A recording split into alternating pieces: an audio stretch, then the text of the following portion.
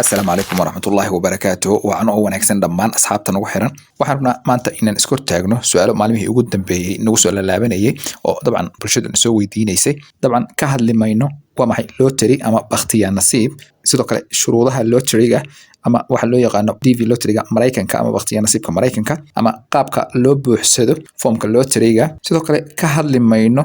ma waxa habboon inaad waqti hore lotteryga buuxsato oo waqtiga uu furmo qaybihiisa hore aad buuxsato mise waxa habboon inaad yani dib dhigto sidoo kale ka hadli mayno imise goor ama imise mar ayaad sanadkii xareysan kartaa mar ama labo ama saddex oo dhammaan waxaan rajaynayaa inaan su'aalahaas ka soo jawaabnay oo barnaamijyo hore ka diyaarinay insha Allah mar kalena aan soo wadno ka soo diyaarin doona hadii Allah awood la aqbalo laakiin waxaan rabnaa galabta inaan iska hortaagno dhowr arrimood ama dhowr su'aalood oo nagu soo laalaabtay bulshaduna inta ugu badan ayna soo weydiinayeen maalmihii la soo dhaafay dabcan lotterygu waxa uu furmaa sida aan wada ognahay bisha October 6deeda ama 6da bisha October sanad walba wuxuu sidoo kale xirmaa bisha ku xigta ee November 9keeda ee sanad walba marka periodka uu soconayo inta badan waa muddo bil ah marka maadaama sanadka cusub uu noo bilowday bisha Mayna ay dhowr bilood nooga harsan tahay ayaa su'aalaha ugu badan oo soo weydiinay waxa kamid ah sideen ku ogaanaya in la aqbalay ama aan noqday dadka la select gareeyay dabcan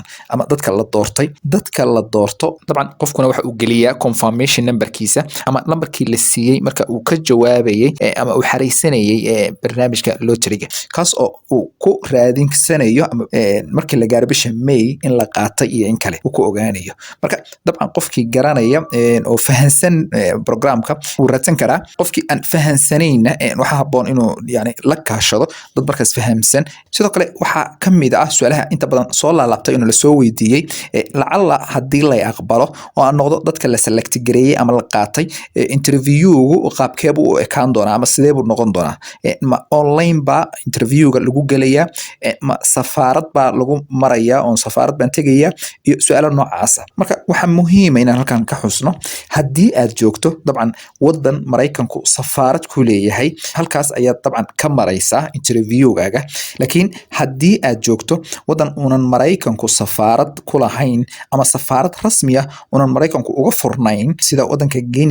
Guinea Bissau Soomaaliya iyo wadamo kale oo dabcan Afrika ah dabcan waxaad u baahnaan doontaa inaad buuxisid foomka loo yaqaan DS260 foomkan oo ah mid kuu sahlaya in aad safaarad kale interviewga ku mari karto tusaale ahaan hadii aad joogtay wadamada hadda aan soo sheegay wadan kamid ah ee uunan Mareykanku safaarad ku lahayn waxa uu awood ku siinaya systemkan ama foomkan ku sheegayo markaad buuxiso kadib in aad wadan kale oo Mareykanku safaarad markaa ku leeyahay aad ku mari karto interviewgaaga su'aalaha kale oo inta badan nagu soo laalaabta ama inta badan la soo weydiiyo waxa kamid ah maxaa soo cusboonaaday maxaa soo kordhay maxaa update ah iyo wixii la mid ah marka waxaan rabaa inaan halkan sidoo kale idin cadeeyo in uusan dabcan lotterygu la mid ahayn processyada kale ee lagu baxo sida 5 groupka sponsorshipka scholarshipka iyo wixii la mid ah waxana muhiim ah inaad ogaataan marka DV lottery laga hadlayo ama bakhtiyaa nasiibka Mareykanka inta badan laba waqti ayaa la fishaa inuu update ka yimaado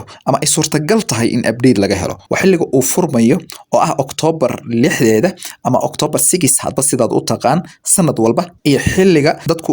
jeegaraysanayaan ama ogaanayaan in la aqbalay iyo in kale oo ah iyaduna bisha May 1deeda ilaa iyo dhamaadkeeda sidoo kale waxa kamid ah su'aalaha nala soo weydiiyay oo inta badan nala soo weydiiyo imise jeer ayaa natiijada lotteryga ama in la aqbalay iyo in kale ogaan karaa ama in messenger baan website-ka weydiin karaa ama aan gudaha u gali karaa si aan u ogaado in la doortay iyo in kale marka taas wax dhiba kama taagna mar ama labo ama saddex ama afar inta doontid waad weydiin kartaa oo ku celcelin kartaa laakiin waxa muhiim ah inaad ogaatid wixii marka ugu horeysa aad aragtay ee ah in lagu aqbalay ama ah inaan lagu aqbalin inayna waxba iska bedeleen tusaale ahaan hadii markii ugu horeysay ay ku soo baxday inaan lagu aqbalin yani aadan noqon dadka la doortay ama la select gareeyay aadan kamid noqonin ha u ku fakirin inaad mar labaad hadad furto uu isbedelayo natiijadu ay isbedelayso oo isu bedelayso in lagu aqbalay sidaas u fakirin mar walba wixii ku soo baxa marka ugu horeysa wixii aad aragtaa un baa ku soconaysa